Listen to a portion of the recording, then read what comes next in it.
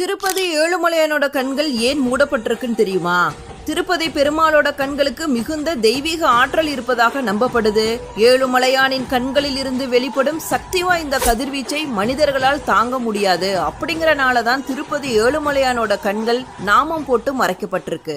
ஆனா வியாழக்கிழமை மட்டும் திருப்பதி பெருமாளோட கண்கள் திறந்திருக்கும். இதற்கான காரணம் என்னன்னா, வியாழக்கிழமை காலை பெருமாளுக்கு திருப்பாவாடை சேவை நடைபெறும். இதை அன்னக்கூடோற்சவம் சொல்லுவாங்க. வியாழக்கிழமை காலை 6 மணிக்கு திருப்பதி ஏழுமலையான் அணிந்துள்ள ஆபரணங்கள் எல்லாத்தையும் கலைந்துருவாங்க. பின்னர் பெருமாளுக்கு இடப்படும் நாமத்தோட அளவை நன்றாக குறைத்து கண்கள் நன்றாக தெரியும்படி செய்வாங்க. வெங்கடேச பெருமாளுக்கு எதிராக மலை போல புளியோதரையை குவித்து வைப்பாங்க.